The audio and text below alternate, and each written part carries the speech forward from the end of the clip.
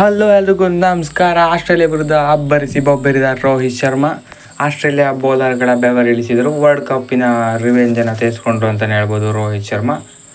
ಆಸ್ಟ್ರೇಲಿಯಾದವರು ರೋಹಿತ್ ಶರ್ಮಾ ಅಬ್ಬರದ ಬ್ಯಾಟಿಂಗ್ಗೆ ಕಂಗಾಲಾಗ್ಬಿಟ್ರು.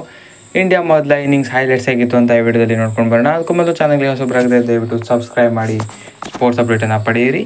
ಬನ್ನಿ ಈ ವಿಡಿಯೋನ ಶುರು ಮಾಡೋಣ. ಟಾಸ್ ಗೆದ್ದ ಆಸ್ಟ್ರೇಲಿಯಾ ಬೌಲಿಂಗ್ ಆಯ್ಕೆ ಮಾಡಿಕೊಳ್ಳುತ್ತೆ.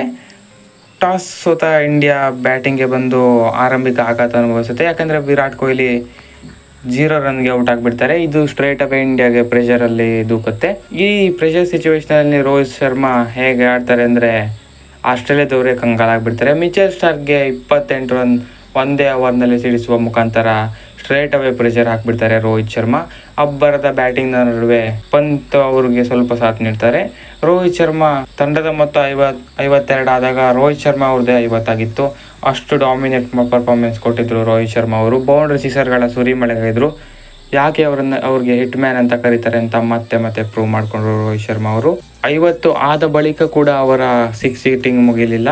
ಅದಾದ ಬಳಿಕ ಕೂಡ 6ನ ಮೇಲೆ 6 ಹೊಡೆದು ಕೊನೆಯಲ್ಲಿ 92ಕ್ಕೆ ಅನ್ಫಾರ್ಚುನೇಟ್ಲಿ ಔಟ್ ಆಗಬೇಕಾಗಿ ಬರುತ್ತೆ. 41 ಬಾಲ್ನಲ್ಲಿ 92 ರನ್ ಗಳಿಸಿ ಆಸ್ಟ್ರೇಲಿಯಾದವರ ಬಾಲಿಂಗ್ಗೆ ತಲೆ ಕೆಳಗುವಂತೆ ಮಾಡಿದ್ರು. ಇದು one of the great innings ಅಂತಲೇ ಹೇಳ್ಬೋದು ಇಂಡಿಯಾ ಪರವಾಗಿ. ಅಂಡರ್ ಪ್ರೆಷರ್ ಬಂದಿದ್ದು ರೋಹಿತ್ ಶರ್ಮಾ ಅವರಿಂದ. ಬೌಲರ್ಸ್ಗಳನ್ನು ದಂಗೆಡಿಸ್ಬಿಟ್ರು ಅಂತಲೇ ಹೇಳ್ಬೋದು. ಎಕ್ಸ್ಪ್ಲೇನ್ ಮಾಡೋಕ್ಕಾಗಲ್ಲ, ಆ ಥರ ಇನ್ನಿಂಗ್ಸ್ ಇದು. ಹೀಗೆ ರೋಹಿತ್ ಶರ್ಮಾ ಔಟ್ ಆದ ಬಳಿಕ ಸೂರ್ಯಕುಮಾರ್ ಯಾದವ್ ಅಬ್ಬರದ ಬ್ಯಾಟಿಂಗ್ ಮಾಡ್ತಾರೆ. ಅವ್ರಿಗೆ ಶಿವಮ್ ದುಬೆ ಕೂಡ ಸಾಥ್ ನೀಡ್ತಾರೆ.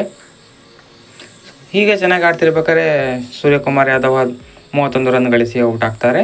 ಸೂರ್ಯಕುಮಾರ್ ಔಟ್ ಆದ ಬಳಿಕ ಶಿವಮ್ ದುಬೆ ಮತ್ತು ಹಾರ್ದಿಕ್ ಪಾಂಡ್ಯ ಒಳ್ಳೆ ಪಾರ್ಟ್ನರ್ಶಿಪ್ ಮಾಡ್ತಾರೆ.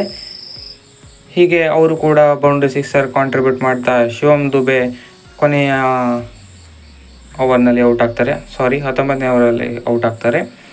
ಇದರೊಂದಿಗೆ ಕೊನೆಯಲ್ಲಿ ಜಡೇಜಾ 1 ಸಿಕ್ಸರ್ ಗಳಿಸ್ತಾರೆ. ಹಾಗೆಯೇ ಹಾರ್ದಿಕ್ ಪಾಂಡ್ಯ 2 6 ಮತ್ತು 1 4 ಸಹಿತ 27 ರನ್ಗಳನ್ನು ಗಳಿಸ್ತಾರೆ ಹಾರ್ದಿಕ್ ಪಾಂಡ್ಯ.